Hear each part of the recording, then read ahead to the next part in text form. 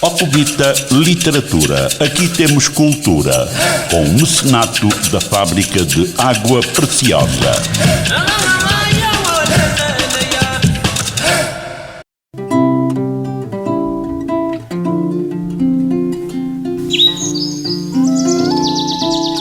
Academia de Autores da Willa.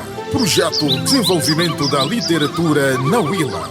É um projeto que visa promover o desenvolvimento da literatura na Willa e em Angola. Este projeto tem como objetivo a recolha de obras e trabalhos de escritores e candidatos a escritores para possível publicação em livros digitalizados, e-books e posterior divulgação nas escolas da província e público em geral. Estes e-books serão distribuídos de forma gratuita.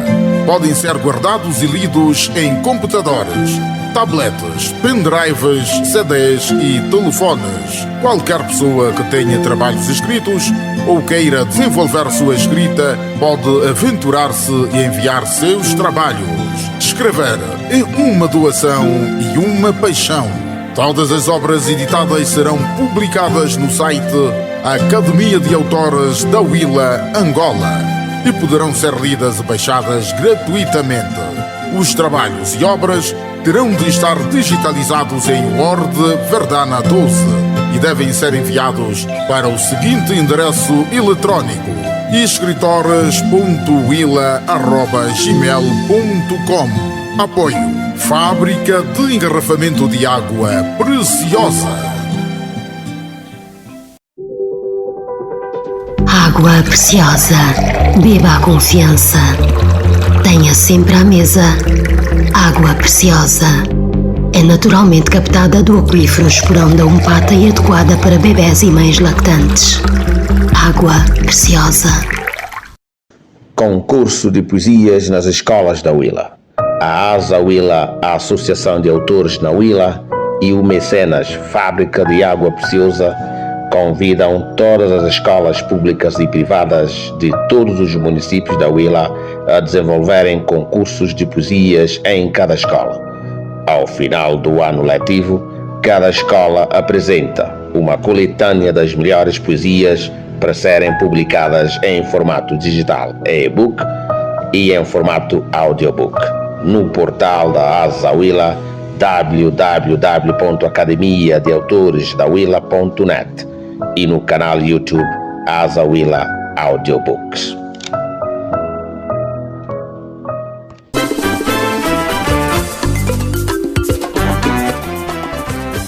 Ora, viva as nossas saudações! Estamos na segunda temporada do programa Ocuvita. Relembro que Ocuvita, em língua nacional nhaneca, significa criar. E vamos procurar criar momentos de literatura. Daí esta segunda temporada ser Ocuvita Literatura. Serão 60 minutos de muita conversa com os autores da Academia de Autores da Willa, a mais conhecida por ASA Willa. A ficha técnica é composta pelo Muquerengue Cardoso e Caetano Borges. Este programa tem o patrocínio oficial da Fábrica de Água Preciosa, cujo seu patrono, Valdemar Ribeiro, tem dado um grande impulso para que, de facto, esta nossa ASA Willa continue de pé. Eu sou a Gisela Borges, vou estar aqui muito bem acompanhada pelo Hélio Sozinho, pelo João Catumbela. Saudações. Saudações, Gisela. Aceitamos mais um desafio, que é liderar desta feita o Ocuvita Literatura. E que desafio! É de facto um grande desafio, porque de resto a Academia de Autores da Willa é uma escola, né, que promove, que visa promover a literatura, que visa promover, portanto, a arte e a cultura dos autores a nível da província da Willa. E é muito bom, é um prazer estar aqui, claro. E vamos explorar obras específicas de autores da ASA Willa. Naturalmente. E como diz bem o nome desta nossa organização literária, que é a ASA Willa, somos feitos para voar. E só o facto de sermos feitos para voar já é um grande desafio. E nós aceitamos esse desafio para, nesta temporada do Ocuvita, levarmos o que de bom temos de literatura para os nossos ouvintes e não só. Vamos então voar, como diz o Catumbela, vamos voar para uma conversa descontraída e agradável, aquela que vamos ter com Vítor Alfredo Kaala, nesta edição do Ocuvita Literatura. Ele que é autor e professor, mas que assina os seus livros apenas por Vítor Kaala. Saudações. Saudações, Gisela, ao Hélio e ao Catumbela e a todos os que nos acompanham neste momento. Eu queria começar um pouco pela sua infância, mas o Hélio disse, não, como o Vítor já cá esteve uma vez, mas ainda assim eu insisto, que memórias guarda da sua infância? Muito obrigado. Creio que qualquer adulto, né, se bem que não sou tão adulto assim, tem sempre algo a contar do seu passado e principalmente da infância. Que memórias eu, na verdade, guardo? Eu guardo memórias, por exemplo, de ter crescido, nascido num lar, acima de tudo, cristão, não é? Onde começamos a aprender não só a educação cristã como tal, mas também a educação de um modo geral, de modo a que nos pudéssemos formar enquanto pessoa, para conseguirmos viver uns com os outros e acima de tudo, algo que os meus pais sempre me ensinaram é o amor ao próximo e o amor a Deus, fundamentalmente. O amor ao próximo, o amor a Deus. Exato. E se calhar o amor à literatura. E quando falamos, por exemplo, o amor ao próximo, estamos exatamente a falar o próximo como ser humano, o próximo como as coisas que na verdade nos rodeiam e além disto, quando falamos das coisas que nos rodeiam, nos vê aquela inspiração em podermos trabalhar numa arte e a literatura faz parte exatamente deste amor também que nós ganhamos. E quando é que a escrita de facto começa a fazer parte da sua vida? A escrita e a investigação. A escrita, olha, eu comecei a escrever na adolescência. Portanto, vinham-me sempre à mente algumas ideias que, na verdade, eu pegava e escrevia assim num cadernozinho, como adolescente. Qualquer adolescente, por exemplo, tinha um caderno onde escrevia aquilo que lhe vai à memória, não é? Eu tinha muitos cadernos e perdi alguns. Exato. Eu tinha um caderno, na verdade, eu anotava sempre ali aquelas coisinhas, pronto, tu vias algo que lhe agradava, escrevia num caderno, algum poema de amor e principalmente na fase da adolescência, quando tu, por exemplo, gostas de alguém ou de algo. Uma fase em que estamos apaixonados por tudo, não é? Por tudo. Qual é a tendência? Eu escrevo exatamente para poder refletir um pouquinho naquilo que eu vivi do ponto de vista emocional, sentimental, enfim. Então isso cultivou em mim a necessidade de poder escrever tudo o que eu vivia. Mas com o passar do tempo pego no caderno e encosto para ali. Mas encostamos que se calhar a gente tem espaço para escrever mais alguma coisa e ia pegando no outro caderno, não é, que começava se calhar uma outra história. Isso também me levou a querer perguntar aqui ao Kaala, será que quando escrevia estava no canto da casa, estava em algum sítio que chamou de canto? Olha, na verdade não num canto assim do ponto de vista literal, não é? Eu digo sempre, chamamos o canto aquele momento em que nós nos encontramos de reflexão, onde nós podemos expressar os nossos sentimentos, podemos, por exemplo, falar aquilo que nos vai à alma. E qual era esse seu cantinho especial? Olha, o meu cantinho especial, de um modo geral, era o meu quarto, ali sentadinho, sozinho. Será que é daí onde escreveu a sua segunda obra, O Conto do Canto? Olha, foi exatamente a primeira obra. Não, foi a primeira obra, Contos do Meu Canto. Então foi a partir desses pequenos rabiscos que eu tinha no meu caderno. Do canto. Exatamente, ali a partir do meu canto, onde comecei a escrever então Contos do meu canto. Peguei neste caderno e pronto, numa conversa que eu tive com um dos autores também cá da Azawila, o professor Abílio Lupenha, eu dizia assim para ele, pronto, eu tenho ali alguns rabiscos, enfim, e como já ouvia que o professor Abílio Lupenha faz correção de textos e também em 2018 ou 2019 começamos a ouvir, por exemplo, a informação na rádio sobre a Azawila. Exato. Como é que chega para a Azawila? Como é que eu chego? Foi mesmo por uma publicidade na rádio. Ouvimos a publicidade e pronto, aquilo chamou-nos a atenção. Pronto, nós temos alguma coisa escrita. mas nunca publicamos. E sabemos muito bem que publicar uma obra em papel é caro, e até porque eu já tinha procurado algumas editoras, mas pronto, pelo valor, então preferi não dar nenhum passo. E quando vi essa possibilidade de poder publicar a custo zero e pronto, com a possibilidade do texto ser bem corrigido antes de ser publicado, então pronto, enviamos o e-mail, e alguns dias depois então houve uma recepção e estamos cá. Na verdade está ali, contos do meu canto, contados acima de tudo, situações vividas por mim, tal como dizia, na adolescência, na fase jovem, e depois encaminhamos esse texto, foi na verdade corrigido, foi adaptado. Qual é a mensagem principal que este Cantos do Meu Canto nos traz? Primeiro, sentimentos de amor ao próximo, contos de amor à natureza e amor à arte. Então, a partir do meu canto, eu escrevi arte, não é?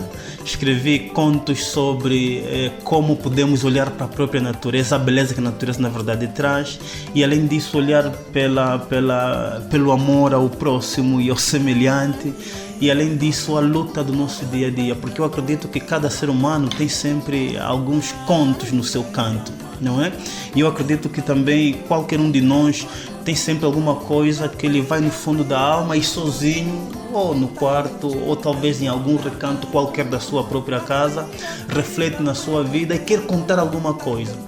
Eu por acaso sou prazo. Li um pouco da sua obra, Contos do Meu Canto, e diz aí que algumas passagens são pessoais, reais. Exato. Podes contar um trecho assim que acha que pode partilhar connosco? Exato. Que seja pessoal, real.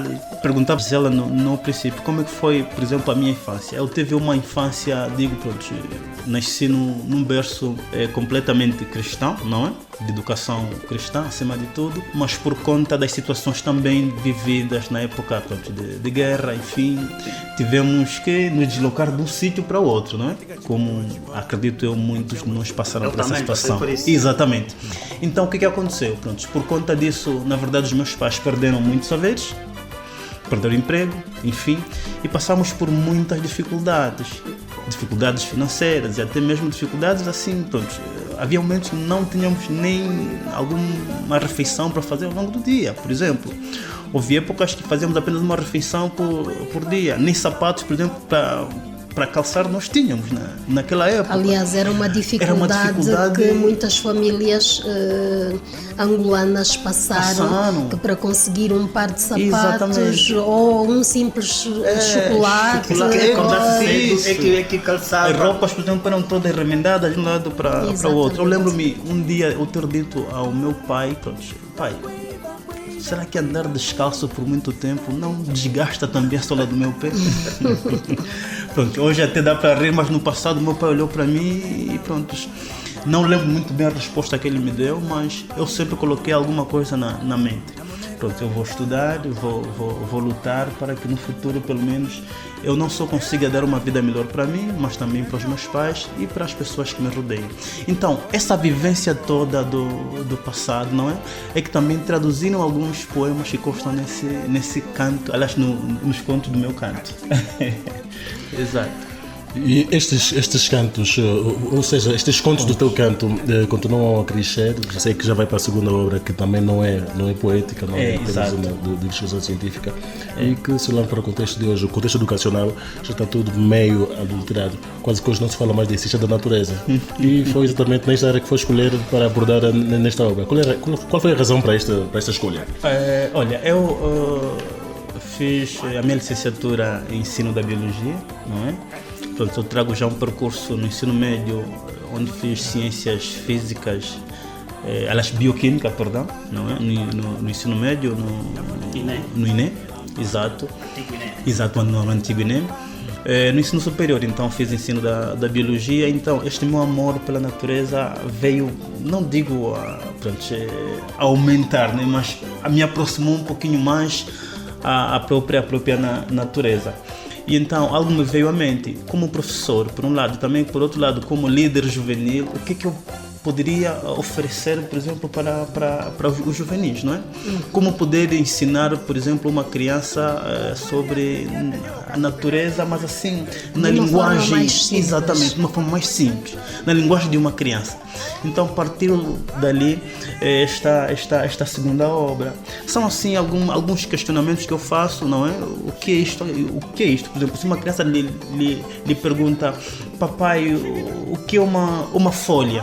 E no livro nós encontramos uma explicação assim, numa linguagem... Além da imagem. Exato, além da imagem que encontra, enfim. Então, é uma linguagem sobre o estudo da natureza que vai ao encontro da realidade da criança e a idade da criança. Então, partiu também exatamente dali essa necessidade de podermos ensinar um pouquinho daquilo que nós aprendemos na academia, por um lado, também por outro lado, no nosso dia a dia, não é? João Ribeiro Quintino, quando prefaciou o seu livro Estudo da Natureza para Juvenis, ele perguntava qual é o motivo para a existência da compilação sobre o estudo da natureza, as suas variações, transformações e o seu impacto positivo ou negativo à vida humana. O que é que lhe responderia? Que implicação? Na verdade tem muita implicação, porque vejamos, por exemplo, que para uma criança, principalmente para aqueles que aprendem sobre ciência da natureza, uma primeira resposta que tem o que é a natureza é tudo aquilo que nos rodeia, não é? Sim. Pronto, parece ser nos ensinar. Exatamente. E, pronto, essa resposta para mim é muito vaga, muito genérica. Então, se porventura nós pegamos numa criança e dizemos assim: olha, o que é natureza? Natureza é pedra. Rodeia. Antigamente, mas é tudo que nos rodeia. Exatamente. São rochas, são plantas, são animais, são rios, enfim. Ela percebe que, olha, isso tudo que está à nossa volta é natureza. E além disso tudo, nós também temos, por exemplo, os nossos próprios parentes que estão à nossa volta, que fazem parte dessa própria natureza. Então, dali, esse questionamento fazer este sentido. Mas também pode ter uma conotação, digo eu, pronto, qual é o lado, talvez, não digo muito bem negativo, né? Mas por vezes surge numa resposta que nós não consigamos dar para uma criança, por exemplo, que nos pergunta o que é natureza, por exemplo, nos pergunta o que é natureza e nunca foi para a escola. Você diz: natureza é tudo que nos rodeia. Ela fica assim, mais ou menos: natureza é tudo, o que é que nos rodeia? O pai e a mãe. Não é? Exato. Então ela tem que ter noção de que, pronto, existe muita coisa à nossa volta que nos rodeia e nós precisamos dar respostas exatamente corretas, boas e, acima de tudo, à idade da criança ou do adolescente. Sente que este livro de facto desafia os jovens a permanentes conquistas? Eu sinto que sim. É o primeiro passo e creio que numa primeira instância, ainda que nós estejamos talvez a fazer uma formação não ligada às ciências da natureza, não é? Uma outra área qualquer, conhecer a natureza é fundamental para qualquer indivíduo. E é fundamental. Eu sempre que leio um livro, olho para o seu conteúdo e dá-me a impressão de que este livro tem continuidade, e mesmo passou com o seu. Portanto, Estudo da Natureza para Juvenis. E a Asa Willa também tem este pendor, que é do cuidar do ambiente, cuidar da natureza. Exato. Será que dentro de poucos dias devemos ter um livro que fala pelo menos quais são os cuidados, ou qual deve ser a relação que os jovens, que as pessoas todas deviam ter com a natureza? Bem, enquanto autor, na verdade, não paramos de pensar nem de escrever, não é? Temos pretensões, na verdade, de poder dar continuidade com a escrita, tanto do ponto de vista científico, ou talvez de uma outra área, ou quiçá mesmo fazer da própria natureza um canto ou conto poético. Sim. Exato. Mas neste momento estamos a trabalhar em alguns projetos científicos, fundamentalmente, e eu acredito que, pronto, não queremos aqui lançar períodos nem ditar aqui tempo para a devida publicação. Mas de princípio, com a Asa Willa, estudo da natureza nos remete também a nos envolvermos em alguns outros projetos que são aqui, por exemplo, levantados, como o projeto de plantação de árvores, que também, por um lado, nós já estamos envolvidos nisso. Por outro lado, já delegamos e encabeçamos, por exemplo, projetos de arborização em alguns locais, por exemplo, cá na cidade do Lubango, no âmbito do associativismo juvenil. E além de... Qual é a faixa etária que está a trabalhar nesse projeto? Olha, nós trabalhamos com alunos, por exemplo, dos 15 aos 20 anos. Como é que tem sido a adesão deles? Pronto, de princípio, a adesão tem sido por via das escolas, não é? Tem sido boa na medida em que primeiro nós envolvemos também os próprios professores e depois eles percebem que, olha, afinal de contas, isto aqui, cuidar da natureza faz-nos bem e também faz bem, por exemplo, aos animais, faz bem ao próprio ecossistema de uma forma geral. Aliás, esta é a mensagem que se tem passado a nível mundial, o cuidado com a natureza, as alterações climáticas. Correto. Como é que vocês têm passado, de facto, essa mensagem aos jovens? Primeiro, é necessário que eles percebam a importância da própria planta ou das plantas de uma forma geral, não é? Que importância tem, e por outro lado também olharmos para as consequências que hoje em dia o próprio mundo está a atravessar. Por exemplo, quando falamos sobre aquecimento global, falamos sobre efeito estufa, falamos, por exemplo, sobre questões da seca, estiagens, enfim. E que já temos estado a viver. Exatamente, coisas que na verdade eles já conseguem até mesmo perceber que, olha, isto é real. Então, quando apresentas um projeto que na verdade poderá minimizar esses efeitos todos, eles na verdade abraçam o projeto e querem na verdade se envolver. O facto disto é que, por exemplo, a criação das hortas escolares é um projeto que deve mesmo, aliás, que está a ser levado a cabo, e algumas escolas abraçaram o projeto. E além disso, por exemplo, em companhia também com algumas organizações juvenis, por exemplo, como o Conselho Provincial de Juventude, nós temos levado a alguns bairros, por exemplo, a criação de pequenos jardins, por exemplo, nos bairros, e pequenas estufas, de modo a que essa iniciativa de plantação possa se replicar. Por exemplo, imaginemos que se no Lubango, por exemplo, acho que temos mais de militar, não sei mais. Nós temos 3 mil habitantes. 3 mil habitantes. Né? Com 3 mil habitantes. Cada um, por exemplo, plantar duas árvores, está mais ou menos a falar de 6 mil árvores, né? Agora, imaginemos mais ou menos numa família onde cada um, por exemplo, se envolve com a plantação de uma, estaríamos a arborizar a nossa cidade e desta maneira estaríamos a minimizar com os problemas, por exemplo, ambientais que hoje em dia, na verdade, nós enfrentamos. Vejamos, por exemplo, que no passado nós falávamos que nós tínhamos aqui algumas estufas, tínhamos alguns pulmões, por exemplo, verdes no Lubango, mas que a dada altura, por causa de alguns projetos levados a cabo, esses pulmões estão a desaparecer de uma forma drástica. E nós não podemos ficar calados diante disso tudo, porque amanhã iremos reclamar sobre os efeitos que na verdade isso tudo traz, e quando nós poderíamos fazer alguma coisa agora. Aliás, o que se tem verificado é que muito se fala sobre o ambiente, sobre a preservação. Falamos, mas na prática nada se faz. Quase nada se faz. É uma gota no oceano.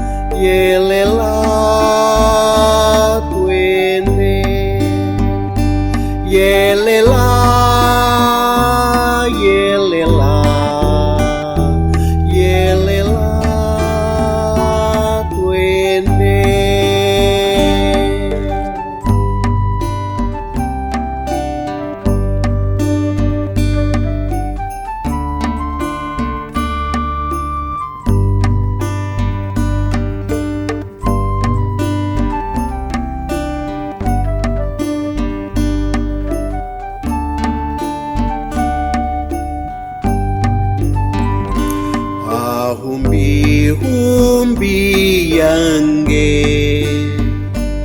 yelela twende kakele kachimbamba osiala posi yelela yelela yelela twende yelela yelela yelela twende umbi yange yelela twende kakele kachimbamba osiala posi yelela yelela yelela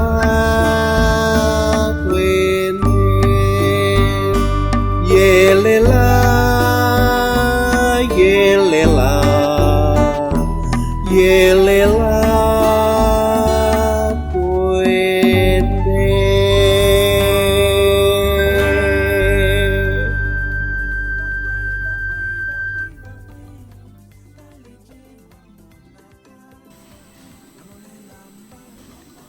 Vestígios em Angola. Não vivi sobre as brasas como eles, mas escrevo a fogo ardente os acontecimentos que estão vivos na minha mente. Injusto seria se nos mantivéssemos aqui calados. Afinal, esta guerra provocou milhares de mortos e mutilados na minha terra. Choros e lágrimas vinham de todos os lados. Aos grandes lhes mereceram prisões e exílios, deixando a chorar os seus filhos. Enquanto os outros milhares deambulavam enlouquecidos, o que vem a ser próprio de povos esquecidos. Foram momentos de terríveis sons, muitos sem plausíveis explicações, pois sequenciavam-se as guerras e de lá não saiu um rosto mais humano, por mais que daí muito se esperava. Tanta opressão e intolerância política que se viveu, olhemos pelas desigualdades, irmão. Tudo proveio da repressão, tudo proveio da intolerância. Os ouvidos de tudo um pouco ouviram, por um lado o rebombar das granadas e das armas, taca, taca, taca, taca, taca, pum! Por outro lado, o ruído das botas, pu, pu, pu, pu. Nestas implicações das guerras, foi preciso adotar a linguagem da democracia para chegar aqui, sorrindo e dando outra cor, diferente daquela que era manchada de cinzas por rebentos e queimaduras, por chão manchado de sangue, por esta marcada de bravuras. No meu povo, as humilhações deixaram os traços profundos, pois que ainda hoje se vive traumatismos devido ao apego exagerado à cor, devido ao apego exagerado à religião, devido ao apego exagerado à etnia e megalomania. Foi preciso olhar para esta Angola com os olhos clínicos, mesmo que às vezes olhámo-la com rancor, com muita dor, fazendo cair dos olhos lágrimas e um coração sem doçura. Os ecologistas se iam embora nos altos das montanhas, estavam eles julhaclinados, ao pai se clamava socorro, nos bairros já se simbolizavam um contraste social. O brilho do sol já se fazia valer, faziam-se libertações mesmo em conta-gotas, acusaram-se os dois beligerantes, pois desaparecidos estavam os seus militantes, desapareceram tantos e tantos. Olhando para trás, ficam lembranças. Hoje parece apenas uma democrática aventura, persistência que os quatro ventos se reacendem em esperanças.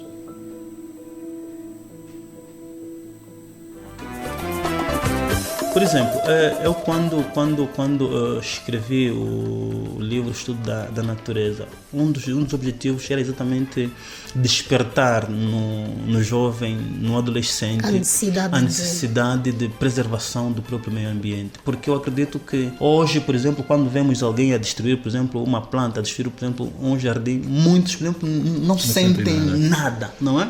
Não são tocados. Por exemplo, é necessário que eu, por exemplo, sinta-me tocado quando alguém pega numa katana, corta uma árvore, assim, do nada. Cortou, está a levar o ramo e a planta está ali. É incrível essa ação do ser humano. Por exemplo, na minha rua tem um cantozinho que dá para plantar uma árvore. Todo o passeio tem sítios para as árvores. Quem fez os passeios plantou as árvores. Da frente da minha casa, cortaram. Voltei a plantar. Mas quem cortou? O amigo do alheio. Aquele que não ama a natureza. Não adianta. Cortar no dia seguinte. Não. Porque nós não vimos quem faz. Normalmente fazem sempre às escondidas. Mas o incrível é que eu já plantei ali 5 árvores. E já protegi, eu até já disse, tem que pôr aí um ferro, tapar assim tudo muito bem para não dar possibilidade de destruírem a árvore. E não consigo ter uma árvore à frente da minha casa. Por causa dos amigos do alheio que sempre vêm. Por causa daquelas pessoas que não têm amor pela natureza, então, é necessário, pelo meio ambiente. Corretamente. Mas também aqui o Quintino, faz aqui a sua prefácio, ele diz que tem que se ter uma educação não só para os jovens, também para os adultos. Corretamente. Porque depois esses que vão passar para a juventude, para as crianças. E penso que não só na escola, né? Nós na obra falamos assim diretamente para os juvenis, não é? E tal como dizia ali o Quintino logo no prefácio, é necessário que também os adultos, na verdade, possam ter esta educação ambiental acima de tudo. Mas então, qual deve ser o nosso papel? Primeiro, os pais ou os adultos devem ser os primeiros, não é? A ter a iniciativa de educação ambiental, porque não vai se transmitir aquilo que não se tem a uma criança ou a um filho. Então, primeiro, o próprio pai tem que ter, e segundo, os filhos, depois de receberem essa educação dos próprios pais, vão replicar e vão aplicar também na sua vida acadêmica, na vida diária, de modo a que pelo menos eles possam chamar a atenção a esses destruidores da natureza, de modo a não poderem praticar esses atos que na verdade fazem mal à própria natureza de uma forma geral. Contudo, o inverso também se verifica, daí a importância do papel do professor, porque às vezes não temos a educação ambiental necessária por parte dos pais, mas através dos filhos nós conseguimos levar para casa essa educação ambiental. Olha, há uma escritora chamada Ellen White que diz que muitas vezes se os nossos pais, por exemplo, não têm um conhecimento sobre determinado assunto que é importante para a nossa vida, os filhos podem de forma sábia ajudar os pais a entender o quão importante é este assunto. Sim. Então imaginemos, se em casa o pai não falou e na escola o filho aprendeu, o filho pode trazer da escola para casa os bons exemplos de educação que recebeu da escola. Mas agora está aí, Carla. Eu sou professor, Carla também é professor Carla. Mas nem sempre muitos dos meus professores também temos essa educação ambiental, de conservação. Aí tem que se trabalhar. Né? Correto. Dali termos falado, por exemplo, do projeto que estamos a levar a cabo nas escolas, de modo a que não só os próprios alunos aprendam, mas também os professores. Vejamos que o projeto está a ser implementado nas escolas, mas a envolver professores e alunos, não é? Porque dizíamos até nós, logo no início, não é? Naquela conversa de descontração, nós aprendemos a cada dia. Mesmo eu, quem escrevi sobre o estudo da natureza, não sei tudo sobre a natureza e sobre o meio ambiente. Então, se porventura alguém vier até a mim e me ensinar novos métodos, e me ensinar, por exemplo, uma nova forma de como cuidar da natureza, eu tenho que ter a humildade suficiente para poder aprender de novo, não é? E aplicar aquilo que na verdade eu estou exatamente ali a aprender. Só esta conversa que nós estamos aqui a ter é uma conversa também de aprendizado, sim, não é?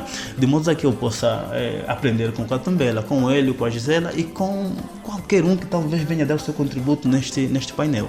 Carla, alguma coisa que chama-me a atenção.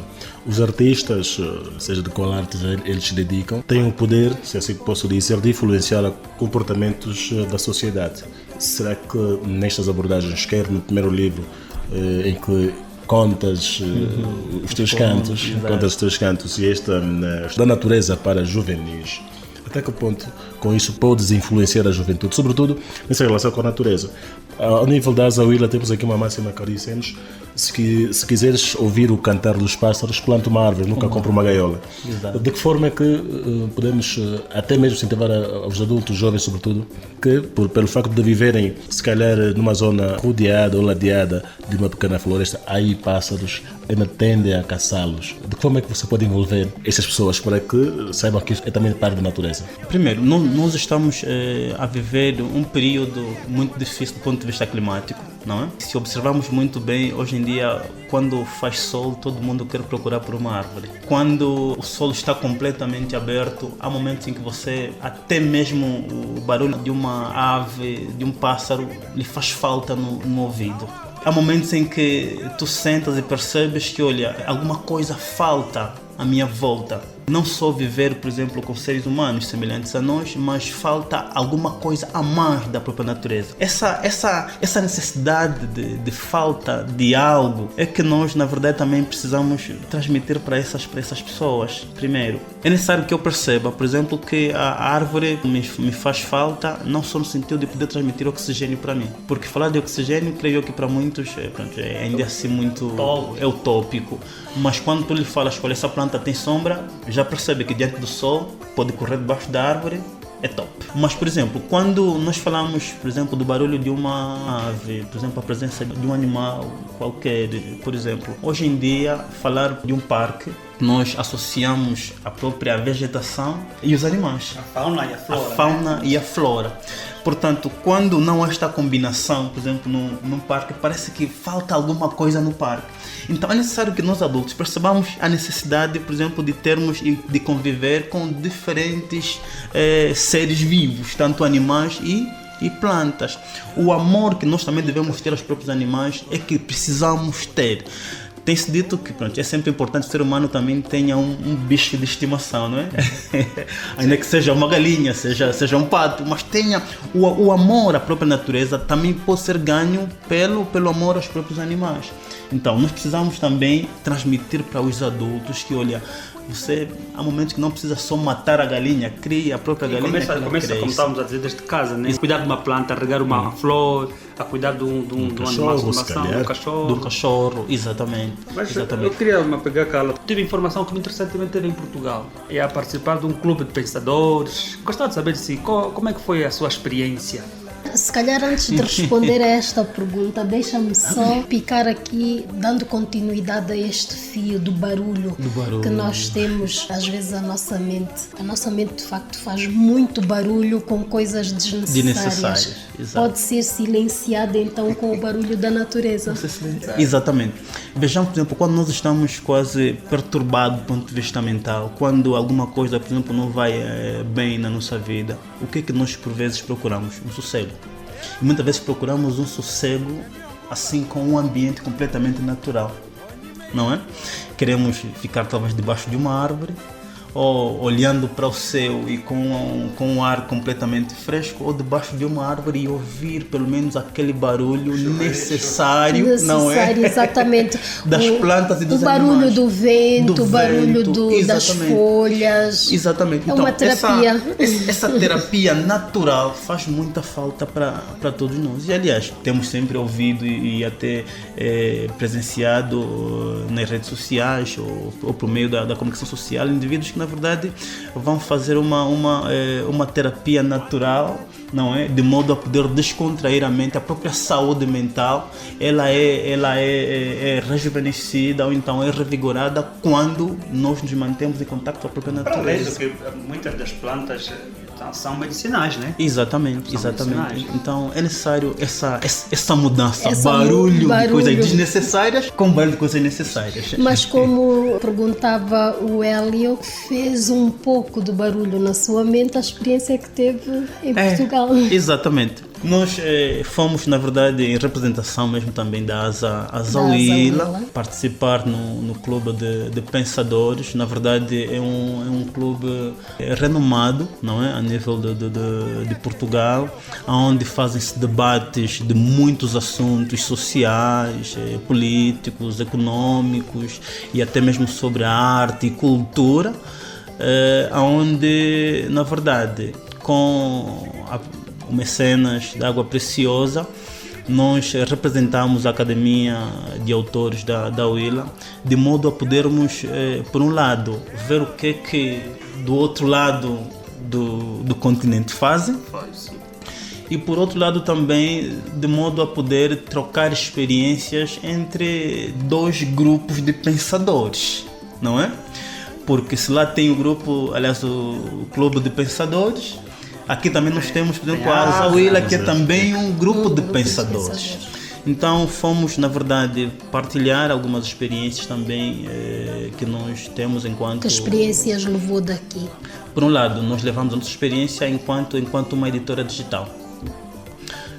Nós, na verdade, o próprio criador do Clube de Pensadores sabe e acompanha o que nós temos feito cá a nível da Huila.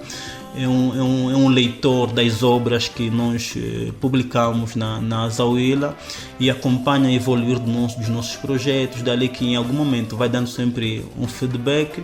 E além disso, ele também faz menção nas suas abordagens lá, enquanto espaço de debate, em fazer menção que, olha, nós estamos a ser acompanhados pela Asa Huila, estamos a ser também apoiados pela Fábrica de Água Preciosa, de modo a que possamos, na verdade, trocar experiência entre a Europa e a África, Angola e a Huila de uma forma particular. Desse encontro que teve no Clube dos Pensadores, o que é que recomendaria para aqui? O que é que eu recomendaria? Primeiro, nós precisamos pensar Angola a partir da Huila. Boa, pá. Bom. Pensar Angola a partir da Huila. O que é que nos remete nisto? É pensarmos no seguinte: nós não precisamos, por exemplo, sair da Huila, não é? Para fazer projetos galopantes. Nós, a partir da Huila, devemos e podemos fazer projetos gigantes a nível do próprio país. Vejamos, por exemplo, só a iniciativa de termos a Asa Huila como um projeto, diria eu, pioneiro a nível nacional, sem mesmo medo de errar, já é um passo gigante que nós estamos a ter. Segundo, é necessário que, na verdade, as grandes, digo até, figuras políticas, governamentais ou outros pensadores também que a própria Huila tem, possam, na verdade, pensar em apoiar muitos projetos que, na verdade, nós estamos a levar a cabo. Ou então, trazê-los de modo a refletirmos muito bem nos projetos que nós temos. Como galvanizar uma editora digital? Hoje em dia, por exemplo, a nível da Europa, as bibliotecas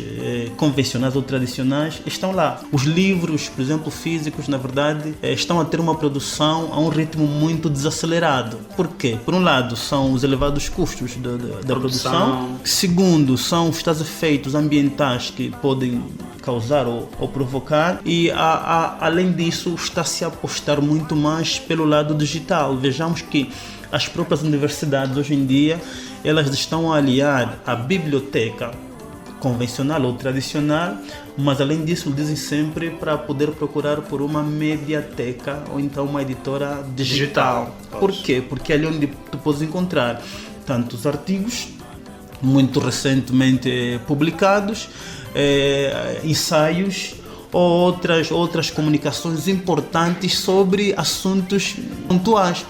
Vejamos, por exemplo, tu podes pegar, por exemplo, um livro de um determinado autor de há 10 anos atrás, onde aborda um assunto qualquer, não é? E o professor diz assim, pronto, esse assunto já foi dito há 10 anos, mas o que é que se diz sobre esse mesmo assunto hoje? Ou talvez ontem, há um ano atrás? Qual foi a recepção crítica, por exemplo, dessa obra? Exatamente. Portanto, na literatura em papel, tu podes não encontrar, mas, por exemplo, encontras artigos publicados em revistas que se calhar fazem referências àquele deste assunto mais recente, enfim. Então, essa é uma das experiências que, na verdade, nós tivemos que beber de lá E olhando para aquilo que nós temos feito aqui, creio eu que estamos num bom caminho, por um lado, e por outro lado, na verdade, devemos pensar todos nós em como galvanizar. E tal como eu dizia, façamos Angola a partir da Willa e a partir do Lubango. Qualquer escritor pensa em editar um livro em papel, porque gosta de ver. É da mesma opinião. Exatamente. Você sente a necessidade de ter os seus livros não em formato digital, mas em papel, para poderem ser transportados a qualquer altura, lidos, cheirados? Olha, Gisela, na verdade eu tive também essa apetência. No passado, em querer pelo menos pegar na minha obra, desfolhar, ou então, por exemplo, poder assinar e ser por aí na biblioteca, exatamente colocada talvez numa biblioteca, enfim. Por um lado, eu não condeno, não critico talvez alguém que queira fazer, por exemplo, uma obra física. Se tiver possibilidade, tiver disponibilidade, digo possibilidades financeiras para o fazer, disponibilidade também para o fazer, na verdade pode avançar. Mas eu pessoalmente digo que pronto, essa apetência para mim hoje já não é mesma. Porque eu consigo, por exemplo, através de um clique, recomendar a minha obra a alguém, por exemplo, que está nos Estados Unidos e lhe dizer assim que, olha, precisas de alguma coisa sobre este assunto, essa temática, está aqui o link, tens acesso à obra. Então, através das editoras digitais, é possível partilharmos as nossas obras sem que, na verdade, ela possa deslocar do ponto de vista físico. Pode não lhe pôr no avião para poder caminhar daqui até o Brasil, mas através de um link e aliás, há uma coisa que na verdade nós devemos sempre colocar em mente. O digital veio para ficar. Sim. Exatamente. Veio para ficar. Então, nós precisamos entender isso, que se veio para ficar, devemos nos adaptar a esse contexto atual do digital, de modo a podermos também contagiar os demais. Aliás, fala-se muito, né? Desculpa, Gisela, o mundo agora é digital, né? Exato. E se o mundo é digital, por que os meios que nós utilizamos não sejam também digitais? Nós, com base no telefone, do telefone conseguimos ler um livro. Vê, por exemplo, hoje, por exemplo, as grandes empresas, as grandes instituições, por exemplo, já fazem pouco uso do papel. Do papel, sim. Fazem pouco uso do papel. O meio de comunicação que, na verdade, mais se utiliza, são os e-mails, são as redes sociais, agora, a via digital, o teletrabalho, enfim. Pronto, por um lado, vem descongestionar este acúmulo de papel, de arquivos físicos. Por outro lado, também é a própria celeridade na comunicação e no contacto. Então, tal como eu dizia, se o digital veio para ficar, nós devemos adaptar ao digital de modo a podermos também entrar nessa corrida digital, de modo a que possamos concorrer também com essas grandes empresas, grandes instituições que hoje em dia, na verdade, pronto. Veja, por exemplo, lá, né? Na instituição onde eu estou a fazer a formação, por exemplo, uma das comunicações que eu recebi logo de imediato tenha o seu e-mail como, pronto, a sua caixa de mensagem do telefone. Porque consulta diária. Porque a comunicação institucional é permanente e é via e-mail. Pronto, e tu ficas assim. Literatura infantil, digital ou físico, como fazer? Bem, sabe, Gisela, na verdade, tal como eu dizia aqui, nós estamos nesta era. Nós estamos na era digital e até as crianças também estão toda hora no telefone. Os pais até incentivam os filhos a estarem permanentemente com o telefone. E elas já estão formatadas com o digital. Exatamente. Correto. Vejamos, por exemplo, mas ainda assim eu pergunto, literatura infantil, digital ou em físico? Bem, eu creio que para o meio urbano e periurbano, o digital é a opção número 1. Para as zonas rurais, e ali, dadas as dificuldades que se tem de acesso, de comunicação, energia, enfim, sim, ainda podemos manter com o físico, e a introdução deve ser mesmo gradual ou paulatina, não é? Por que eu digo isso? Nós sabemos muito bem que para nós, por exemplo, que nascemos nos anos 80, anos 70, estamos a aprender com o digital. Mas os nossos filhos que nasceram ali nos anos 2000, 2010, nasceram já no digital. Nosso colega Luís Miguel, de Feliz Memória, Exato. dizia que nós somos imigrantes digitais, mas nossos filhos já não. Já não.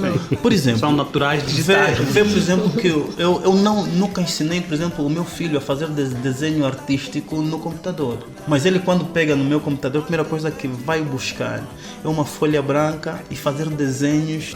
Já mesmo para terminar, que conselho, que palavra deixa aqui aos autores da Azawila?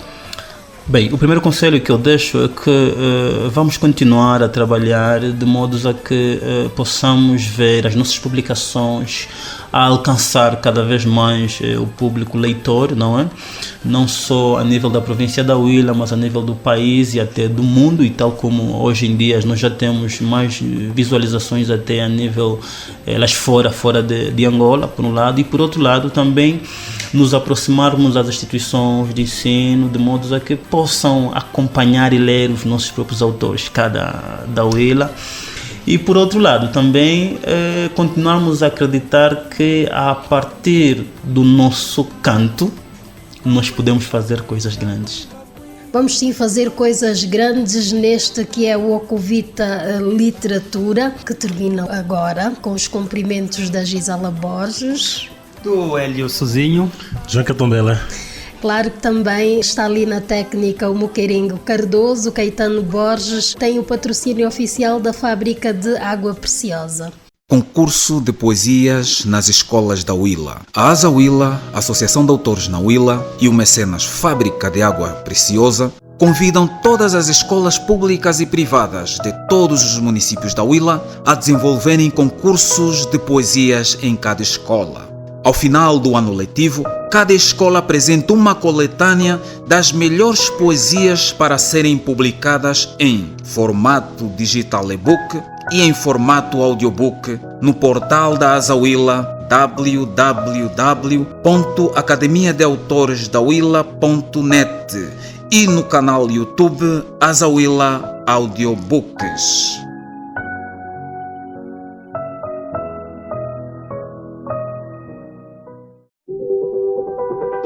Água Preciosa. Beba a confiança. Tenha sempre à mesa água preciosa. É naturalmente captada do aquífero Esporão da Umpata e adequada para bebés e mães lactantes. Água Preciosa. Academia de Autores da Huila. Projeto de Desenvolvimento da Literatura na Huila. É um projeto que visa promover o desenvolvimento da literatura na Huila e em Angola. Este projeto tem como objetivo a recolha de obras e trabalhos de escritores e candidatos a escritores para possível publicação em livros digitalizados, e-books e posterior divulgação. Qualquer pessoa que tenha trabalhos escritos ou queira desenvolver sua escrita pode aventurar-se e enviar seus trabalhos. Temas propostos: poesia, haikai, contos, histórias, contos infantis, temas científicos, romances, letras de música, ensaios, crônicas, artigos, peças de teatro, filosóficos, artes plásticas e etc. Todas as obras editadas serão publicadas no site Academia de Autores da Huila, Angola, e poderão ser lidas e baixadas gratuitamente. Os trabalhos e obras terão de estar digitalizados em Word Verdana 12 e devem ser enviados para o seguinte endereço eletrônico: escritores.huila@gmail.com. Apoio Fábrica de Engarrafamento de Água Preciosa.